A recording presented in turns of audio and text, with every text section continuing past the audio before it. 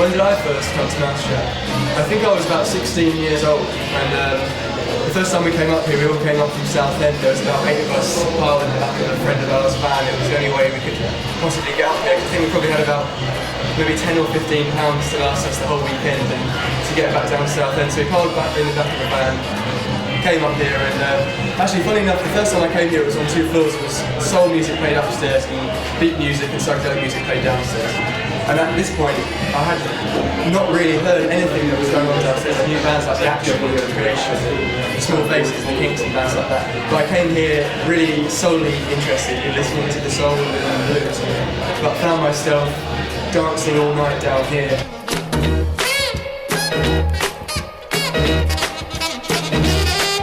Well, I think it's one of the only places where people who actually collect these records really play them. And I think it's a kind of a collective of people who probably not only have like the best collections of those records, but I think it's just treated like any good party should be. It's just all about dancing. It's about listening to music you haven't heard before and just dancing all night, which I think goes back to the very idea of the modern thing. Even if the music has taken turns and has kind of expanded and moved and changed over the years, I think the main idea is just staying up all night, dancing and having a really good time.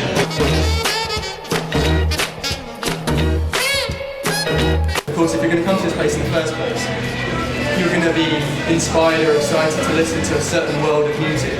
And of course that world is just so insanely massive that there's constantly things being discovered from not just this country, but all over Europe or even Japan and America and everywhere all over the world have this like rich wealth of experimental sounds really, be that soul or rhythm and blues or psychedelic music or beat music. It was I guess between the years of 1959 and 1969, the changes that happened throughout that decade were just unbelievable really. So I think to come somewhere like this and hear songs you've never heard before kind of shapes, I don't know, for me, I mean, I've been completely involved and obsessed in searching out those sounds myself and collecting as many as I can since coming here for the first time. And then you can still come down and hear something you never heard before. So I don't think there's many places really like that. I think essentially it's a nightclub, and nightclubs are for dancing and having a good time and having a party. But the music is so specific and so much kind of passion goes into it. It's fueled by the individual DJs. So I think that's what I think there's a personality in a DJ playing certain records.